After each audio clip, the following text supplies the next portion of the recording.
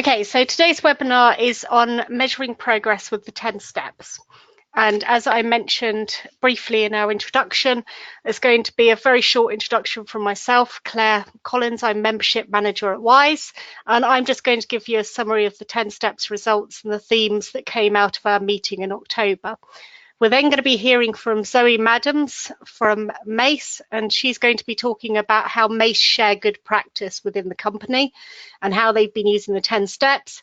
And then we're going to be hearing from Shelley Caton from BAM Nuttall on using the 10 steps in their company. Next slide, please, Catherine. Okay, so the 10 steps results were first presented at the WISE 10 Steps Making Progress event in October, and they were presented there by Anne-Marie Tuck. Anne-Marie is our development manager, and she looks after our 10 Steps program. Stephen Howes has recently joined us as a research manager, and he had a few slides in there as well, and we will go through those in a minute. Next slide, please. So for those, I'm assuming everybody here is aware of what 10 steps is. We had 27 attendee organisations respond in the survey, which is roughly around about a 50% response rate, which is fantastic. We really appreciated all the companies sending in all of their data. We couldn't do this without your participation, and we really appreciate it. And over 30 signatories attended the event on the 19th of October in 2018. And as you'll see in a few minutes, the results continue to be very encouraging. Next slide, please. So this is the key slide, really. The performance on each of the 10 steps in 2018. So each of these 10 steps have been amalgamated results, and then we rank the results according to where the company's doing well and where the companies aren't doing so well. So this is effectively an average of all of the different responses that came in from the 10 step survey. And as you can see, for the third year in a row, approaching this like any other business improvement project is doing fantastically well. Companies are really approaching this in the correct manner. They're approaching it in a very business-like manner, and once again, that's top of the ranking for all 3 years. And similarly, the other three following positions, so making flexible working a reality for all, changing mindsets by challenging bias and sexism, and understanding the starting point to monitor progress, they've all been in the top 4 over the last 3 years, a little bit of movement in where they were placed, but roughly those are the 4 areas that are doing really well. As you move down, you can see that sharing, learning and good practice and sponsoring female talent to the same extent as male talent is starting to actually sponsoring female talent to the same extent as male talent, we can see has moved up through the rankings. So last 2 years that was 9th in the rankings, it's now moved up to 6th. That's very encouraging news. And similarly, demonstrating to women that you want to retain and develop them, move down slightly, but not much. And it's just so encouraging to see these facts and figures staying roughly the same or improving. The areas that are really need some improvement in for most companies is being creative in their job design, increasing the transparency of opportunities for progression, and finally, that old chestnut of educating your leaders and giving them accountability for change. So we're going to talk through these results a little bit more. So could we have the next slide, please? So as you can see, there were some really positive results available after the scoring process this year, particularly as we see an improvement in specific areas. As we saw last year, some companies' scores are staying the same, decreasing potentially. This might just be down to the fact we're now getting a much better understanding of what's actually really happening in all these organisations. People have got the hold of the idea of the process of 10 steps and the process that we use, and they're starting to think a little bit more in detail about how well they actually do all of these different areas, and that can change the results and the scoring slightly.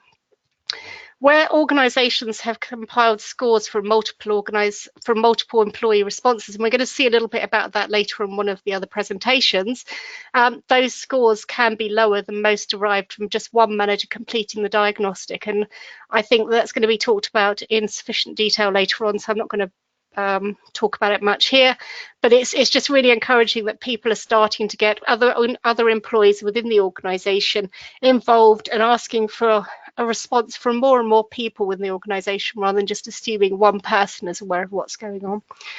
For the third year on, most companies have been very self-critical and realistic, and they've started to involve more people, and that's really nice to see. But some high scorers from the last couple of years did not attend this year, and this may have affected our results slightly. So all of this has to be taken into account. Next slide, please. This is just showing the results in a different way. Many of you will be familiar with this diagram, spider diagram. And we're looking here at the different results. Again, it's an average of the results across all the organisations. And as we can see here, there's some areas that do really well. Business improvement projects, flexible working is improving, changing mindsets. But educating your leader continues to be quite low on the scoreboard. Also, transparency of opportunities and job design, that, as we've seen previously, the other results, those areas are still struggling. Next slide, please.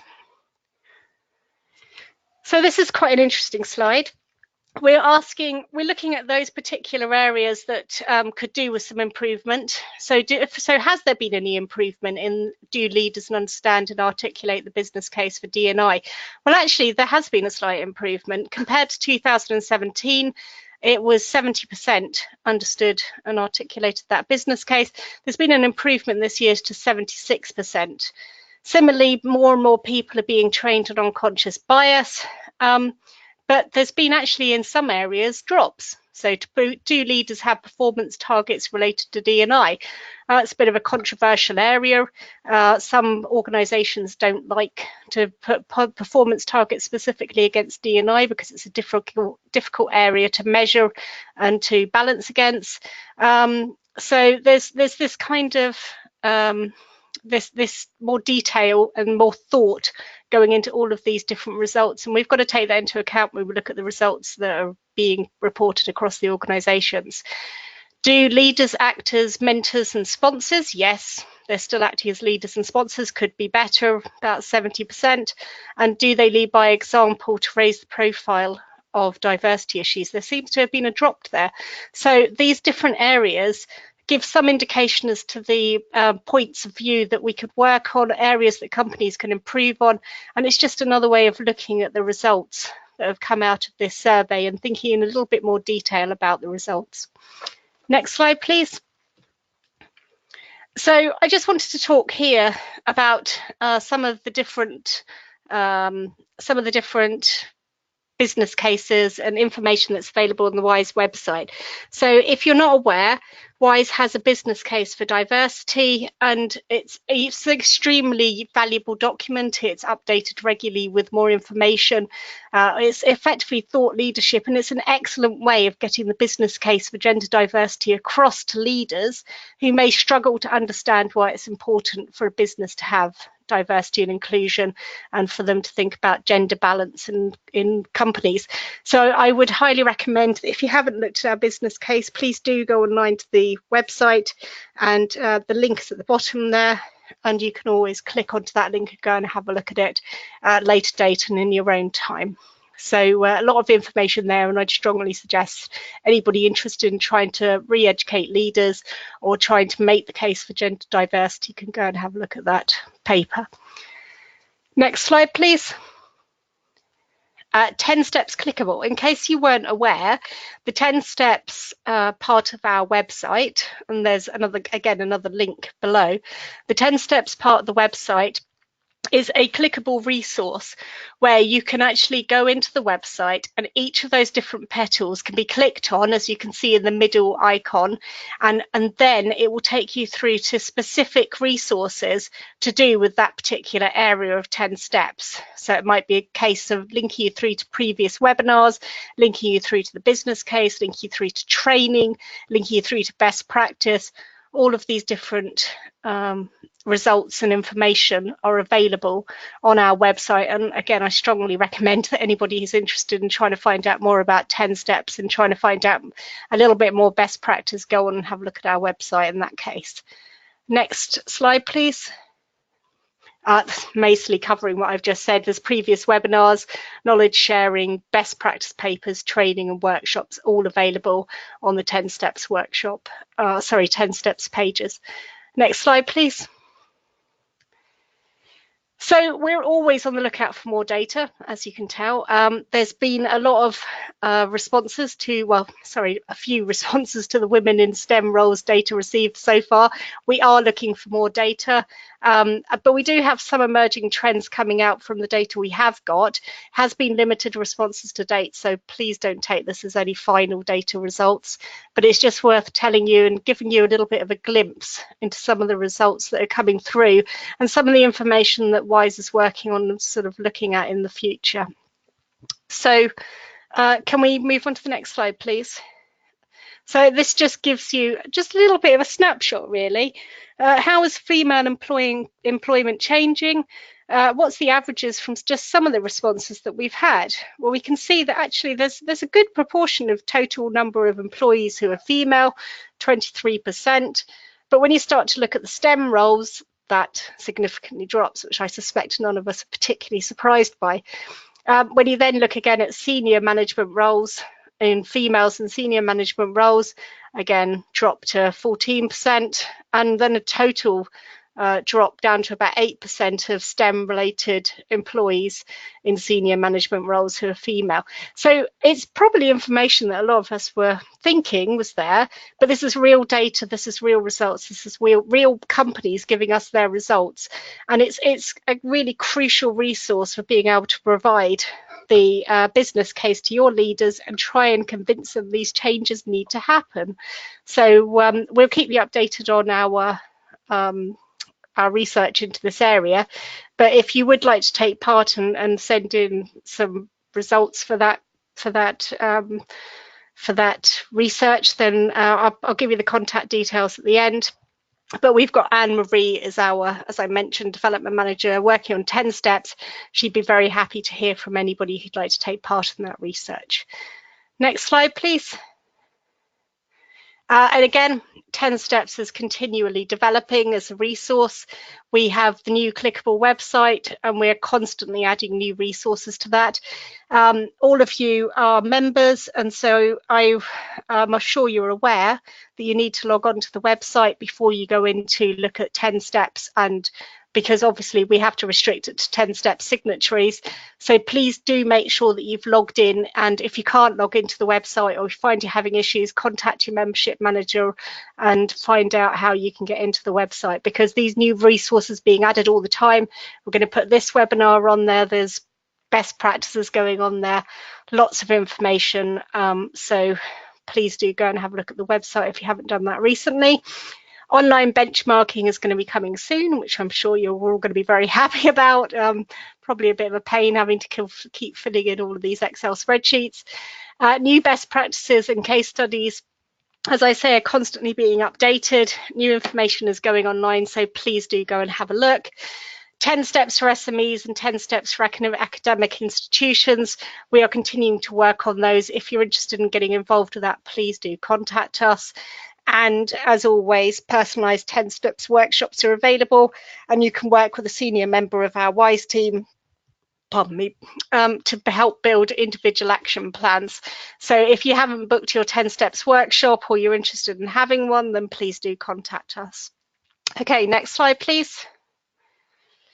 And there's the contact results. So if you'd like to take part in any of our research into senior women in STEM or women in STEM roles, if you've got any questions about 10 steps, or if you'd like to arrange a workshop, please do contact Anne-Marie Tuck. She's the development manager here at WISE, and that's her email address. As I say, her email address and all the contact details are available online. So if we quickly skip over this slide, you'll be able to come back to it at a later date or find it on the website. Okay, next slide, please. If you've got any questions and answers, as we've said previously, please do enter them into the box on the right-hand side of your screen, and then I'll select a handful to answer at the end. And And we've already had one question come in to say, so somebody's asking what STEM and D&I are acronyms for. So as we go forward, I'm sure you're going to hear those a lot. So STEM is an acronym for science, technology, engineering and maths, and it's used as a shorthand for those subjects. And D&I is diversity and inclusion. So there we go, we've got our first question. At the end, if you've got any other questions for our panelists or any of our presenters, then please do enter them and we'll answer those just after each of the presentations. Next slide, please. Okay, I'd like to hand over here to Zoe Madams, and she's going to take over and take you through her slides on sharing good practice in MACE. Good afternoon, everyone. I'm Zoe Madams. You just want to click on to the next slide. I hope I'm going to be good with the slide clicking. I always forget. I carry on talking and forget that I've got to move the slides on. For those who don't know MACE, I thought I'd just give you a quick guided tour about us as a business. We are a international construction and consultancy business. We sit at actually just over 6,000 people now, because these were stats that were taken at the end of last year. We were formed back in 1991 by 5 gentlemen that were working for Bovis, and we still are a privately owned business, which I think is one of the reasons why maybe instigating a change can be simpler than maybe some other organisations, because we still have a very supportive board of 7 individuals. Just from our service offers, we sit across 4 major sectors. So development, we have developments such as Greenwich Peninsula. We have a consultancy business, which is where I sit. We actually have a construction business as well, which is responsible for building the Shard and other big iconic landmarks in London. And we have a facilities management business, and that is across the globe for each of those sectors. So that is one of our major challenges that we have. So I will go on to talk a little bit about some of the things that we do, but trying to consistently roll anything out across our business can be challenging. We work in some difficult sectors, and like the Middle East and South Africa. So we are working hard as a business to make sure that we are consistently working the same, which comes with quite a few challenges. If we just skip on to the next slide. So like any major business, we have our missions and our values and our vision. The one that always sits most prevalently with me is the fact of pursuit of a better way. So the people that run our business, we've always wanted to do things slightly differently from everyone else. When we first started out 28 years ago, it was about actually how we could shake up the construction industry. So we are working very hard at this point in time to try and put some wrongs right, I think, across the female industry and how we work and operate. And I will go through some of those things today, but we've made a lot of quite big commitments this year. Some of them are already coming into play. But yes, it's to us as a business, having a diverse workforce is really important, because that makes us different, that makes us better. So can we just go on to the next slide? So a little bit about me. So I'm PMO Services. I sit across the whole of our consultancy division. So there's 120 of us, I think, that sit within PMO Services at the moment. I look after all the project controls elements of our projects, programs and portfolios. So there is, across our consultancy, there is about 700-800 of us, but about 120 sit within my business unit. So we work on projects and programs such as Hinkley C, Heathrow expansion program, the London Legacy development work down at Stratford. We even work as far as Tiffany as well. So we have quite a diverse group of individuals that work throughout our team. We do at MACE have some targets every year, and the session that we did last time, we did talk about, you know, what good and bad targets does to businesses. But year on year, we do actually have targets that we have to hit as business unit directors. So we had a target of 2017 to hit a target of 31% women within our team. We actually finished the year at 42%. And that's not anything that we purposely did or we actively did. We just grew organically. And there's some important lessons learned, I think, when we talk about how we bring good talent into our business. We're not just doing it to hit numbers. We're doing it because they are the best people out there and they are right for our business. I know we're not talking too much about the sort of the diversity elements of it, but we also we sit as quite a diverse group across BAMI. We also, if you look at our targets for gender diversity at the highest level, so this is associate director and above, which is where a lot of businesses fall short. We had a target of only 6.81%, which was low, and we finished at 20%. This year, I think we're looking at already about 35%. So even though it's been very good for us as a business and our targets were relatively low, actually, if you look at some of the things that have happened already over the last year, how we're instigating some change is really important. So if we just go down to the next slide. So these were our results. When I did the session, the live session, we had a little bit of kickback from the audience about some of our results, and actually it's going to completely change how we approach the 10 steps next year, because at the most senior level at Mace, which is our privately owned board, for which there are 6 men and one woman, we have very strong leadership around how we want to move forward as a business around gender equality. So therefore, if you sit at that level in Mace, you see all the brilliant work that goes on, and we have done so much this year. What we want to do next year is filter that down across the different sectors and the different business units. So actually, one of the things I've been speaking to our chief exec about is, we have pockets of amazing behaviours. Let's benchmark those amazing behaviours against maybe the areas where we're not doing so well, and see how we can improve those. So we're going to have a slightly different approach to how we deal with that this year.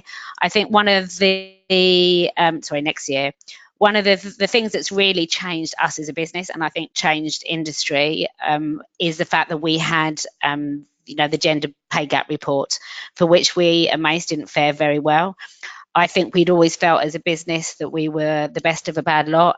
Turns out we're not. We are consistently bad across many industries. But what it actually gave us was a benchmark, gave us a baseline of where we are.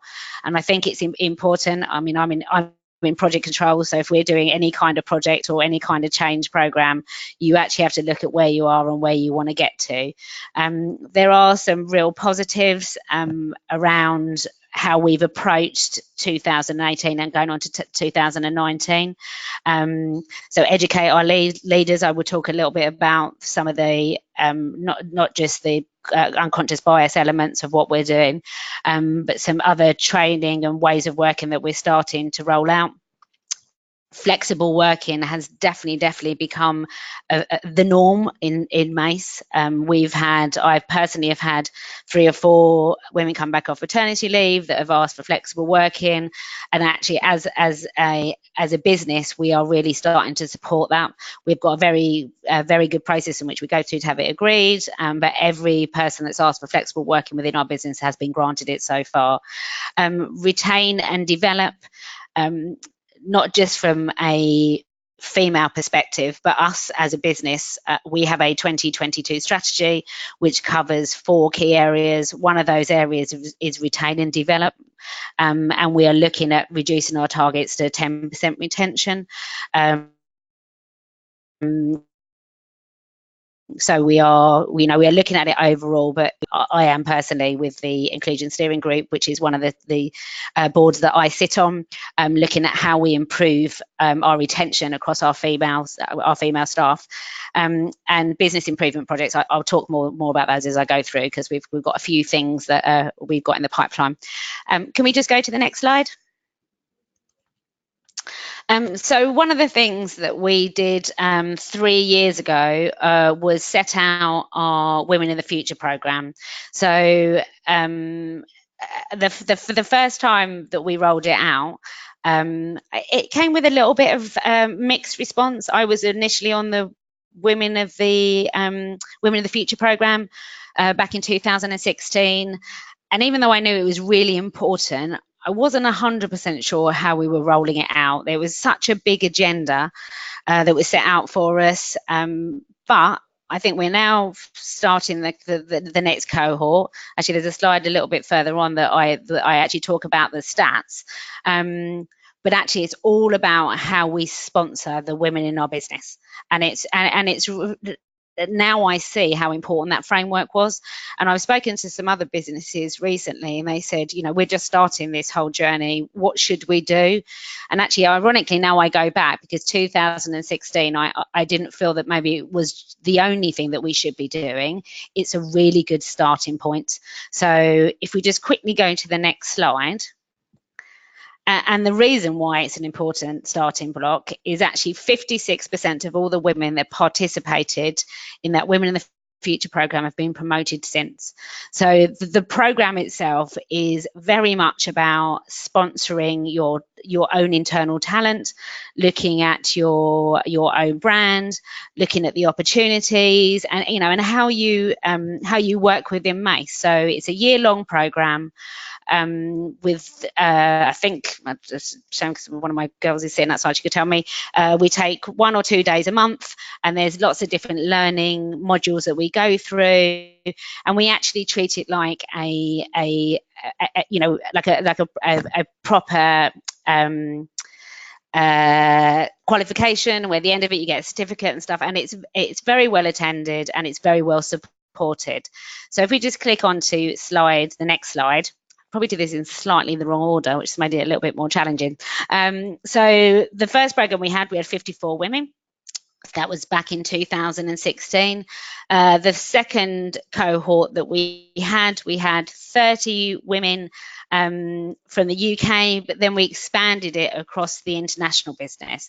And that was a really important stepping stone for us, because as a global business, we can't just concentrate on the UK. And actually being part of this program and being part of the different boards that I sit on across MACE, it's easy to leave our international colleagues behind. And even some of the countries where you think you're the most aligned to, I'm going to use America as an example, some of their behaviours that the teams and just across the businesses, they have a lot of similar challenges, but in some cases worse challenges. So off the back of that, so we've launched 2018. We've had 56% of those ladies have been promoted, which is a really, really important benchmark for us as a business. So if we just click on to the next slide. So this is our roadmap. So I've tried to, there's quite a lot on it, but actually I think it's really important that all these things are happening concurrently, because each one of them is starting to frame how we are going to operate as a business. So the gender pay gap came out in March 2019, which was disappointing but not surprising to most of us.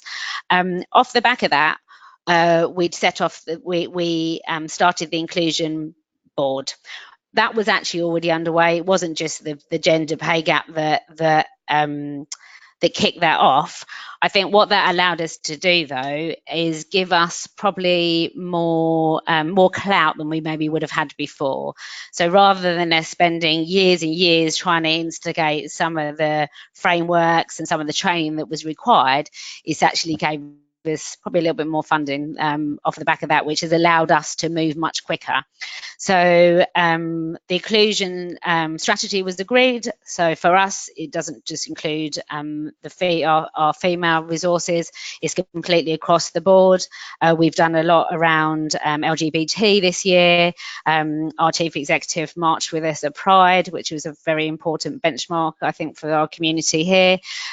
So we've looked at the female inclusivity with all our other diversity agendas. We have approved our inclusion manager. So we have an inclusion manager that's just about to start. We kind of feel that actually this agenda is so big, it's more than just an HR role. We need someone that just is concentrating on the whole piece. So that is a big milestone for us. We rolled out the unconscious bias training, which I think 40% of our business have gone through to date. The objective is for everyone to have gone through it this year.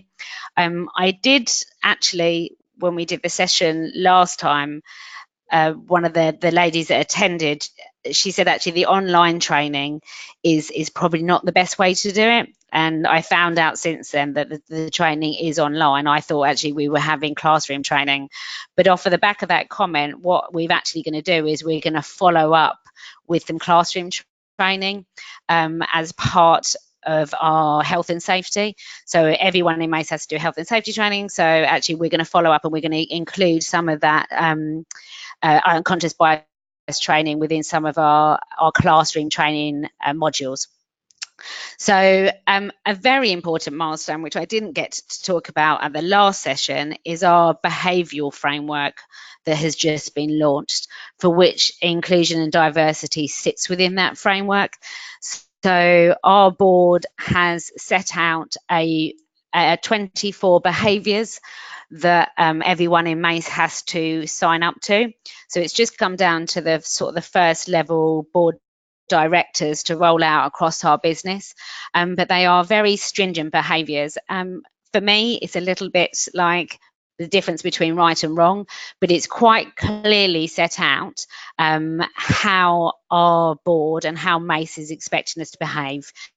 And that really supports the other agendas. So unconscious bias sits within that framework, inclusion sits within that framework, and we will, as part of our appraisal processes and as part of our line management duties, make sure that we are driving those behaviours. So it's the behaviours that are really supporting the inclusion and diversity. So it's a very important milestone for us, because that really helps support everything that we have to do, and everyone has to sign up to the Mace behaviours.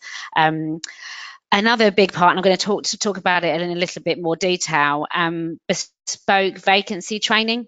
We are rolling out in January, and I will talk about it in more detail.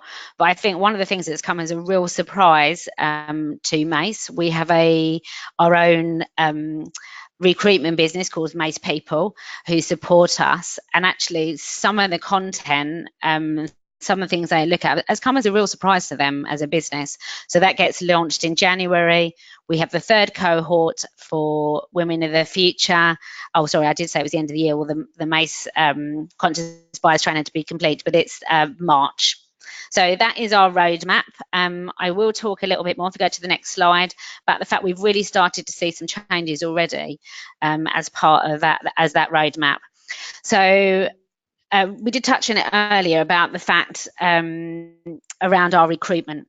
So I don't think anyone quite realised how much of how we bring people into the business is around how our wording, our adverts, how we go out and approach. I don't know, I made all my team watch the Karen Brady Channel 5 documentary about why men get paid more than women, and actually it's become a very important focus to our director of Mace People, because I think even he was surprised that you had women recruiters that were actually making the same mistakes or acting the same way as some of our gentlemen recruiters. So we have done a lot of work on how we phrase our adverts.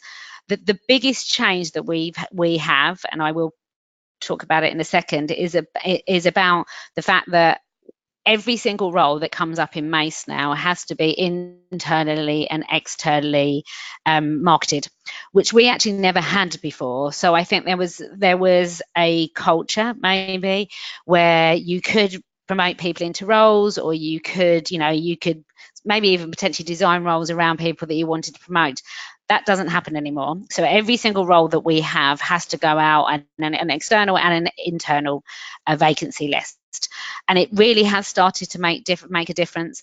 I think that supported by the whole inclusion and the work that we are doing, I think is actually started to mean that more women are actually putting themselves forward for roles that they might not have done before. So if we just click onto the next slide. Oh, sorry. There it is.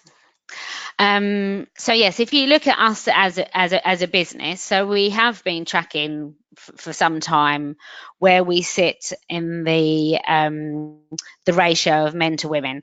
I did talk a little while ago about the fact that across our business we have 4 very different sectors. We are consistently bad across all of them. I can't say you could pick any area apart from my own where you can say actually that we're doing it right.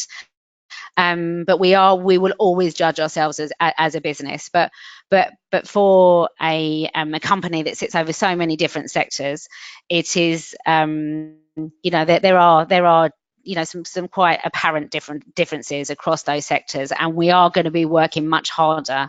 So even though as a business we actually haven't reported the breakdown of what that looks like, we are within MACE as of next year.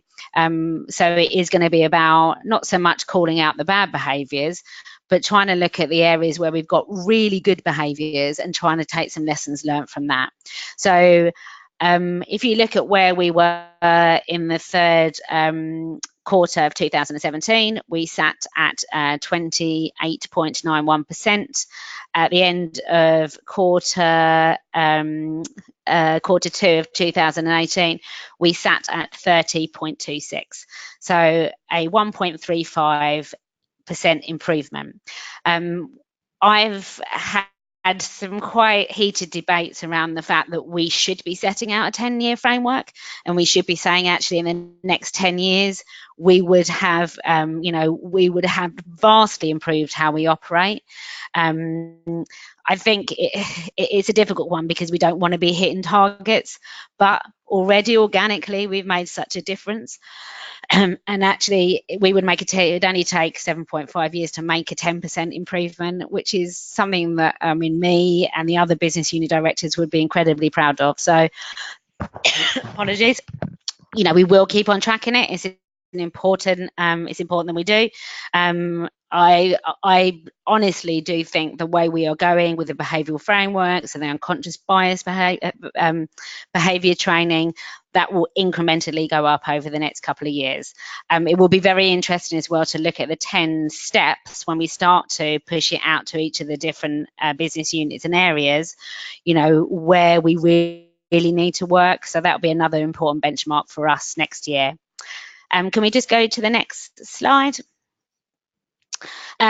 So for me, one of the other really important things that we did last year was around our Keeping in Touch days. So it's the first year that I've really had the opportunity to work with our ladies coming back, ladies and actually gents. There has been some gents that have taken maternity time off within our sector. And everyone in our business on maternity leave gets 10 Keep in Touch days. So these are days in which they can either come into the business, we can go and meet them in different areas, or we've actually even gone as far as taking some of our ladies out to some of our new projects so they can see, some of the new work that's going on. But they have been a very important benchmark for us. I think the first round of people come back off maternity, they didn't really get the benefit of actually what these Keeping in Touch days really mean.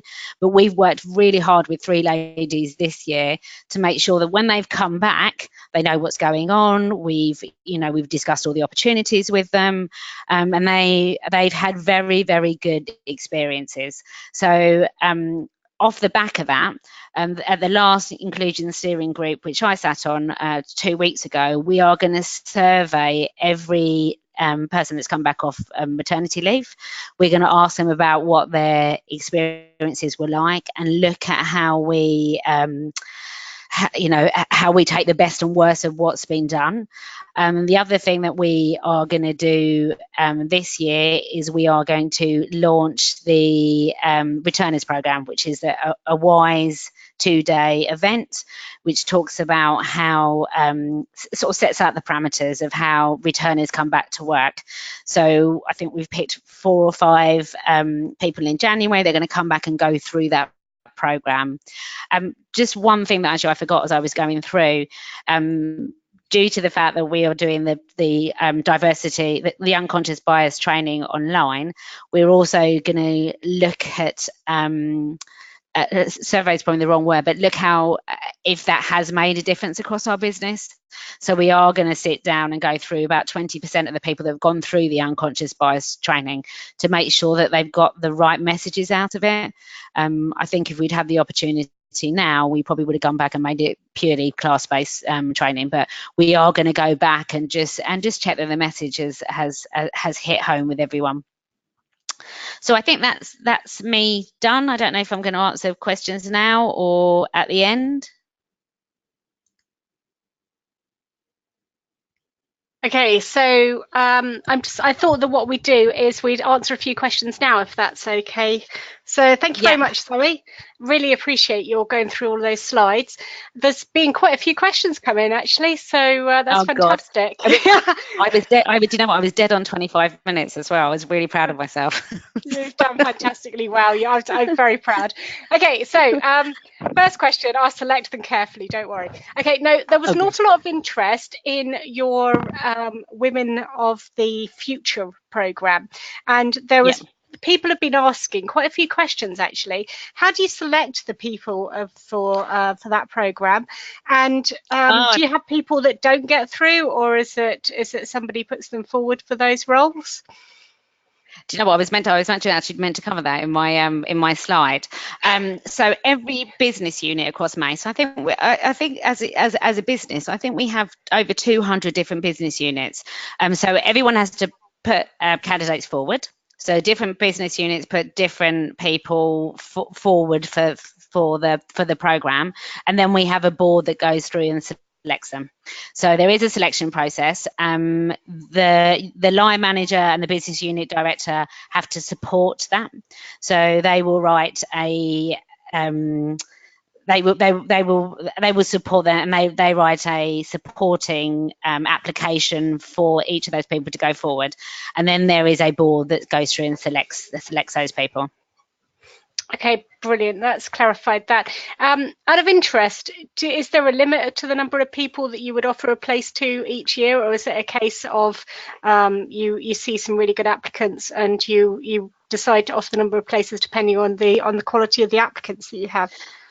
Yeah, I mean, it has changed year to year. That's one of the reasons why we split it down into the international and the UK one, actually, so we could get more people through it. We obviously have to be realistic because there's, they go out for days. We get speakers in. We have an alignment with the Imperial College for different speakers. So we've only got the capacity, just as a business, to put a certain amount of people through. I mean, we've only got the capacity to take 100 graduates at the moment. So we can't go too crazy, just for the fact that we just don't have the space really to provide the training and what's required. Yeah, there's a lot required for all of these programs, isn't there? There's been a question on your returner program as well. So I think this question is asking about, do you offer the returner program to just employees of Mace at the moment, or would you offer it to somebody who's, say, moved away as a career break and is then coming back into the organisation? Yep, no, it's for everyone. So I think that's one of the things that we are doing. So, we are talking really about the female agenda here, but it is much broader, much broader. People that have taken on time off sick. So actually, the returners program is for everyone. Okay, brilliant. And I think really one of the last questions to ask is, there's been quite a difficult question come, actually. I'll see how it goes. There's somebody asking there's somebody asking here, how can we promote women without making it appear that we're focusing just on women and we're not thinking about the men within the company? I think that's the challenge that we all have, because none of us want to be promoted just because we are a woman, and yes. So none of us ever want to be that situation. I think a lot of the work that our Mace people are doing is a really, really important part of that, because the one thing that I hear consistently across everyone that I speak to, we just don't get good women CVs, which drives me insane, because I see the same CVs as everyone else. So I actually think that a lot of it will happen around the fact that we are just getting the right people coming forward for jobs, the right people putting themselves forward in Mace for those jobs. So there's not one person within our business, including all the females, that would want to be given a job just because they are female, and that won't happen. It would always be best candidate for the job. I mean, I was asked by a very senior member of one of our clients. He's like, "How comes you've done it and no one else has done?" I think I was quite fortunate because I started my business unit from no people. It went from 0 to 130 over 4 years, and I think I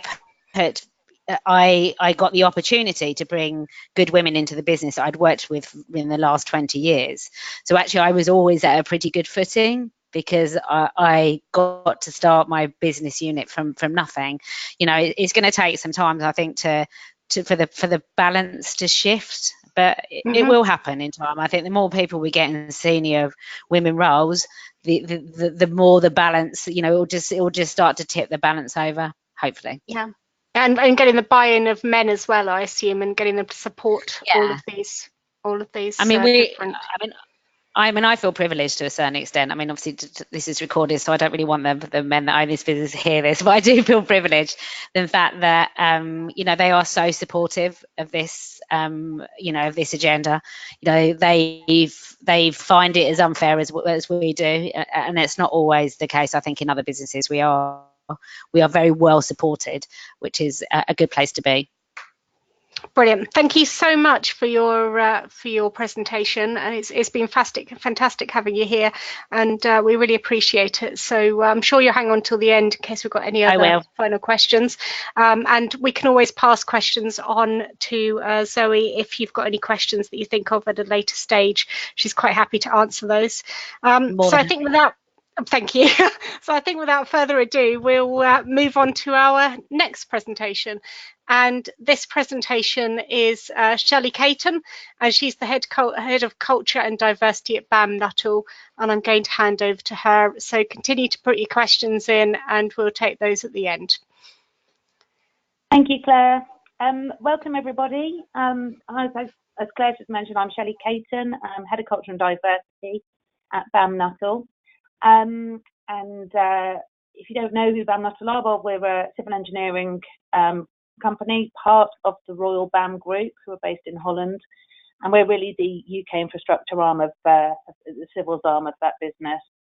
So our projects are roads, bridges, tunnels, and then the wider, we look at nuclear, renewables, flood events, for example. So we have around 3,000 employees in the UK, and around a third of those are actually our operatives, and these are the people who are really doing the work on the ground. So less than 1% of those people are women. So we have very, very small numbers of operatives and those skilled craft people working for us. Broader business, we're looking at 17%. So 17% women, and we've had generally a 1% increase on that each year. So for a very long time, we were stuck at 13, 14%. So that does seem to be creeping. We just need to make sure it's the right measurement, and it's not just because we're losing men from the business, which can happen when we close down big projects. So, right. So I'm really going to be talking to you about how we use the WISE 10 steps within BAM Nuttall. And Zoe's already given us some really great examples how changes happened in Mace. And I hope I can just bring another perspective to this for you. So a little insight to me is I'm actually terrible at measuring things. I'm one of the very few creative types in our business. So it's really a case of, we have a real culture. If it feels right, then it's probably working. So for me, the 10 steps has really encouraged us to look deeper than what the abstract feels like, and providing some structure around what's important for us to focus on. So BAM Nuttall, we've been early signatories of the WISE 10 steps, so I think this is the third year that we've submitted our diagnostic. And so I'll just share with you how these 10 steps have given us this focus. So first off, it's around completing the diagnostic. And Claire referred to it earlier, that the more people you ask to give their opinion, the better the results. So we have an overall company score. We ask our different divisions to complete the diagnostic. And in BAM, we have our Women at BAM group. It's really like a task force looking at driving change to our business. And we have a perspective from them also. And it does have a dramatic variance on your overall score, but it's really okay to notice that. And what's really important actually about the diagnostic is it's not about being the company that sits at the top of the WISE scoring board. You know, your scores will go up and down over the years, and that's really okay. It's a really good sign of progress. So how do we maximise the benefit of using the 10 steps? If we could have the next slide, please. So those of you who are familiar with the 10 steps will kind of recognise this spider graph. This is really interesting because it does show you the differences in perception across the business when you overlap the scores that you get. Not necessarily this graph, but one of the interesting points for us is when we compare our company scores with our divisional director scores, so they will all respond on behalf of their own division. The divisional director aggregate is pretty low. And when we look at understanding the starting point, as a business, we score ourselves an 8 out of 10. And our divisional directors score a 3 out of 10. So we really take time to say, what is not keeping these issues at the forefront of our divisional directors' minds? Because as a business improvement project, we're really clear. So is that because we're not making it relevant for them? And so, we really have to think about, so what are the things, how do we keep promoting this, these things that we're doing, the improvements, to make sure it really is at the forefront of their mind? And as I said, we asked our Women at BAM group to complete the diagnostic tool as well. And we compiled an aggregate score to represent the views of women in our business. And if you just look at that graph, you can really just see that actually it's a similar shape, but we have, there's a really big gap there between what we feel as a business and in demonstrating to women that we want to retain and develop them, and what the actual opinions of the women are. And so if we look at that one in particular, we feel that we're doing everything. I mean, we've scored ourselves a 10 on that. However, the perception of those women in that group is that, actually you're middling. And so what that really helps us do is we use these gaps to drive the agenda of our Women at BAM quarterly meetings, just to make sure that we don't just keep doing the easy stuff, and that we can really see where the gaps are and where these need work, and actually where we're doing well and when we can celebrate this. And it's really a reminder that we must recognise this as an acknowledgement of progress as well as the gap analysis. Very easy to beat ourselves up around these things, but actually it's really important to recognise progress. And transparency of opportunities is actually the only area there where our women have scored the company perspective higher. So that's fabulous. So actually it may feel when we look at what we're doing on a piece of paper that maybe we're not doing enough, but that does feel slightly different and a little bit more positive for our women. So I think my point is here is the difference in what you do and how it feels are very different to your business. And how do we measure this? Well, as I say, we use this Women at BAM score to measure how the 10 steps have impacted our culture, really. There's always a difference between scoring what we do and scoring how effective we are. That's just an important point just to keep checking. So yes, I said that the shapes are similar, but that perceived impact is different, and it's really important that we recognise that. And that's one great way how we can use the 10 steps to do that. Okay, next slide, please. So one of the ways we use WISE 10 steps is in our gender diversity action plans. If you look down the left-hand side, I mean, it's very small. We will share this with you. But we have the 1 to 10 points of the WISE 10 steps. And what we ask is, we ask each of our divisions to complete this. And they give us what their programme has looked like to date, and what that target will look like going forward. How this really helps us is that actually it gives real good business importance and credibility to what that needs to look like. And each of our divisional directors will submit this at the start of the year. And I sit down with them a couple of times a year just to kind of do a sense check of what they're doing, to kind of recognise good practice so I can share that with the other divisions. And really just to make sure that they're accountable for driving change within their own area of the business. And actually, it really does encourage healthy competition between the different divisions as well. And that's always a good thing, I find. And then all these activities in here are generally, they are supported by their own divisional teams if they have them, and their Women at BAM representatives. So all this stuff, you know, it's very important to us that culturally it's something that we do because everybody's engaged in and understands how it can make it better. So it really is a team effort when we drive these changes. It is not driven from the centre.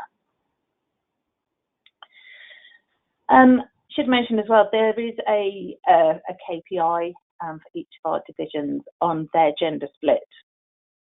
And actually 2019 will be the first year that we've asked each of our divisional directors to provide a narrative on this in their operating plan. So how will they make sure that their teams are diverse? How do they make sure that their business practices are inclusive?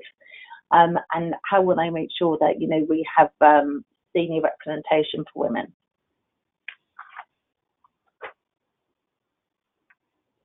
Okay, next slide, please.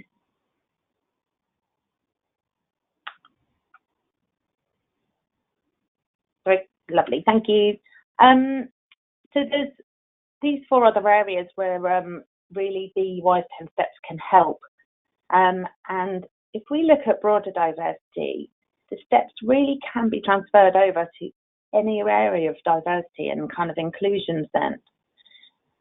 We use it to kind of educate our diversity champion network across BAM Nuttall. And actually we use the 10 steps in the formation of our Proud at BAM LGBT+ task group and network development. And that really helped us to ensure that we fully understood our purpose.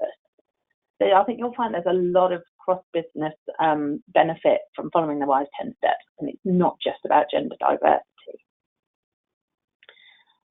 If we look at common language, when we are talking about the WISE 10 steps, it really gives us the ability to talk about the same topics using that common language. I mean, I often find myself saying, oh, well, that's a great example of sponsoring female talent, or that's really good indication of creative job design. And managers know what I'm talking about. And that's what's really great. I mean, as I say, we are 3 years into using a diagnostic tool, but you don't need to use the tool to recognise that that these concepts and these 10 steps are actually embedded in your business. Now, I'm not going to say that you could have that conversation with one of our operatives on a project and they'd understand what we were talking about, but certainly across the senior leadership teams and the management teams. Also, where the 10 steps is really helpful is not just within our business, but also outside of our business and across the industry. And where that's recognised across multiple organisations within our sector, it really does allow for stronger collaboration. And I also think for our customers as a kind of a commercial advantage, a lot of our customers are signatories, like Network Rail, like Highways England. So it really makes it simple to talk about our business case when we're talking about work winning opportunities.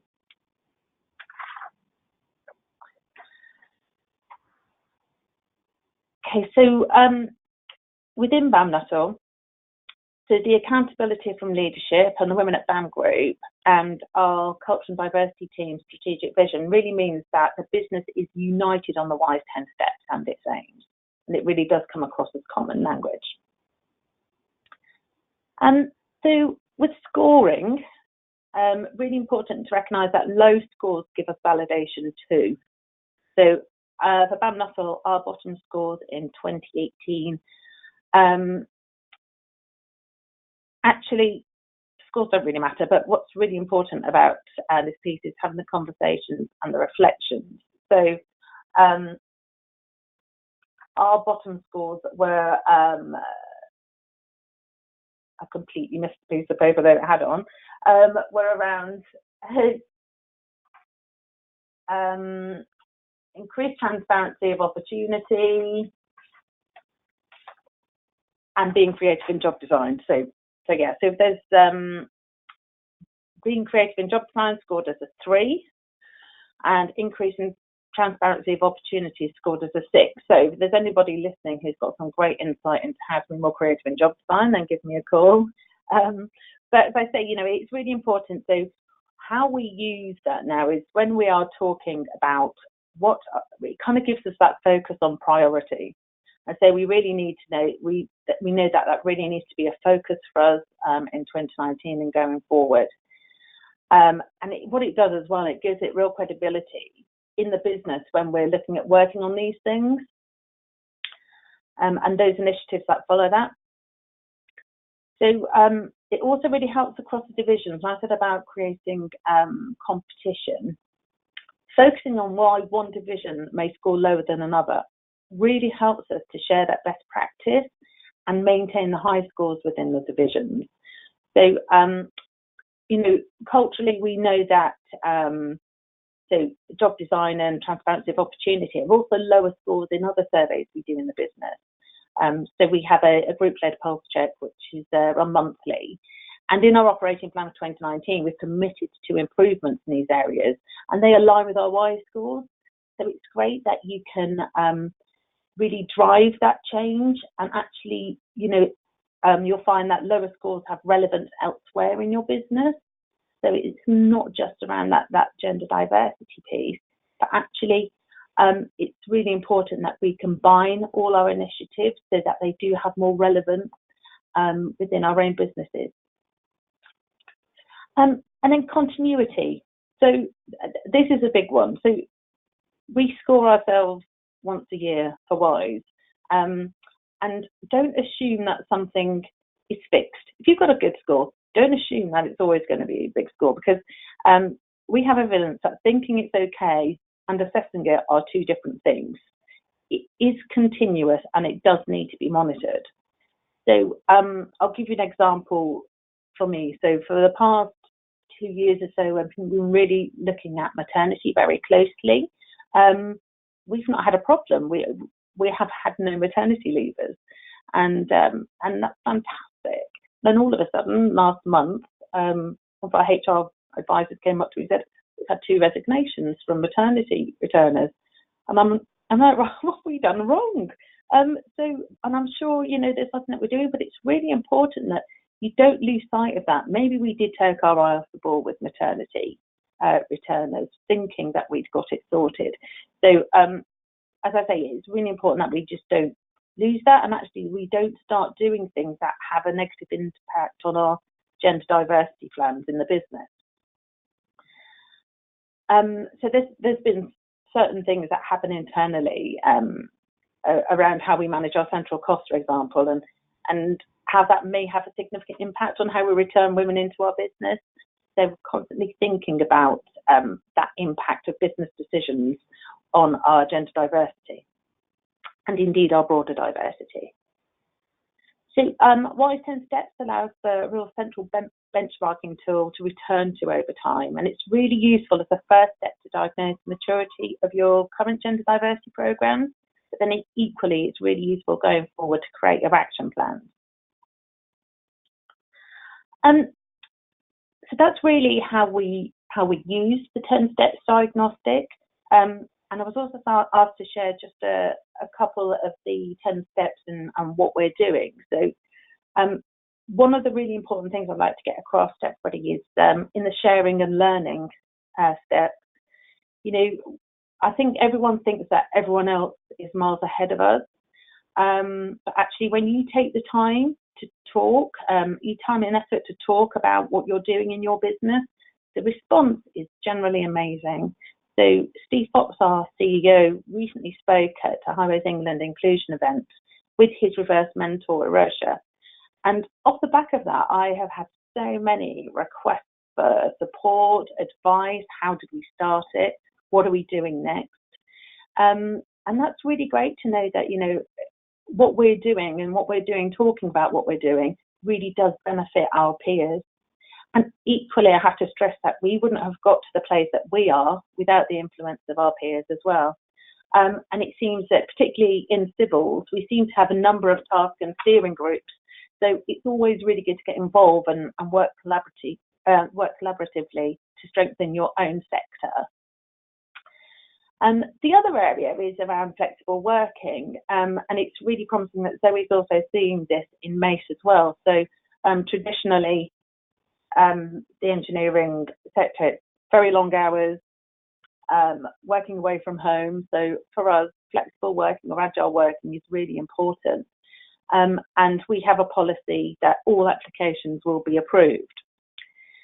Any that can't seem to work will be reviewed by the board. And that's really important so that we can understand the barriers and work to remove or find a compromise. However, having that policy in place isn't enough. So we also enforce wellbeing conversations in our PDRs and promote case studies of that. And, you know, it's really about going back and educating our leaders and our managers and our supervisors, you know, making sure that role modelling behaviours that shun presenteeism and that leaders challenge our clients as well to review contractual requirements, as that's sometimes a bit of a blocker for us when you get into the contractual kind of nitty gritty. So so please share, because you may think that what you're doing is amazing, but actually it will be, because everybody's on a different stage in their maturity journey. And flexible working, just really trying to make it possible for everybody and educating your managers and your leaders as to what the benefits of flexible working are and actually how simply they can be accommodated. Okay, thank you. That's from me, Claire.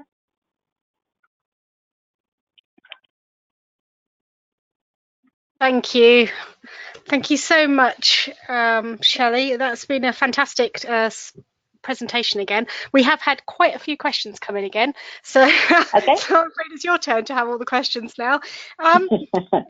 It's been really, I think there's been a lot of interest in the fact that you had two groups of people effectively do the 10 steps benchmarking process.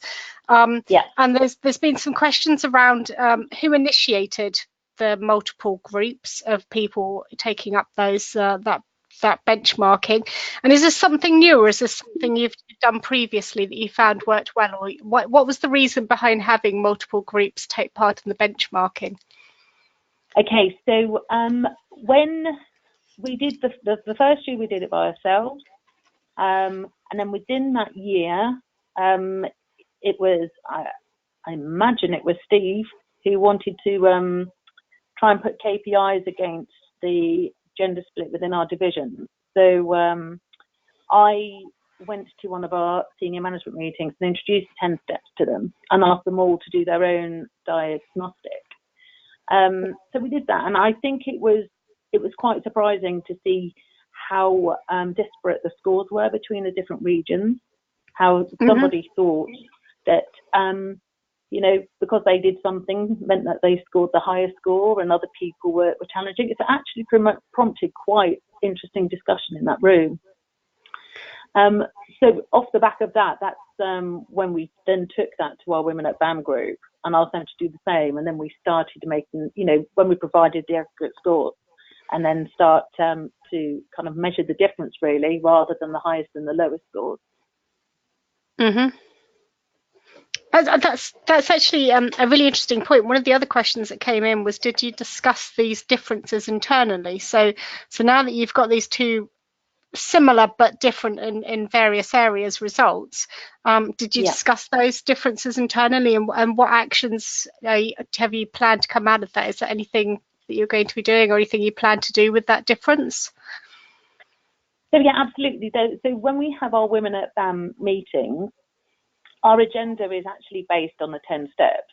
And so we look at where our low scores are, and for each of our Women at BAM meetings, we have a guest chair, and they invite their divisional director. So we always have a divisional director or a representative around the table, so they can actually hear what those differences are, and it helps us bring those differences to the forefront. And equally, they will all have their own improvements on their own gender diversity action plans as well. So culturally, it's very helpful to have those discussed in our Women at BAM groups. Yes, yeah, that's fantastic. But I really hope it'll be really interesting to see what happens next year with it as well. Okay, another question was based around your flexible working. So they said it's fantastic that you have this flexible working policy.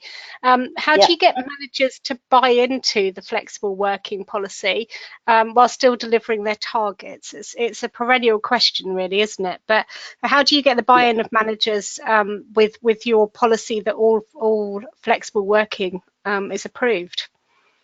Yeah, it really is on a case-by-case basis. So we talk about the benefits of flexible working when managers receive their kind of annual training for our performance development reviews. So we make sure that they're talking about that with their teams. And really, it's a reminder of actually, your people will be more productive in the long run if we can resolve this. And I promise you, it is not always possible. We have lots of restrictions on whether people can be on site or off site. So it's not always possible, but that's when the board, and we haven't had one referred to the board yet, but that's where they would really be able to kind of influence and kind of break down those barriers with the client where we do have those contractual things. But we haven't fixed it. There's still a lot of education that goes on. So case studies are really important to try and help show that flexible working is possible within your business, and sharing those. Yeah, actually, I've just had somebody make a comment about the fact they said they absolutely agree with the sharing. They've just launched a program at the BBC on the back of what other organisations have done. So sharing really does make a difference, and they've said sharing is caring. So it really makes a difference. Did I type that? And one final question really was how much difference, you talk about Steve being on board with a lot of these initiatives, how much difference does it make to you having an executive member fully on board with all of your decisions and all of your processes and the 10 steps? Oh God, it is. I mean, it's invaluable.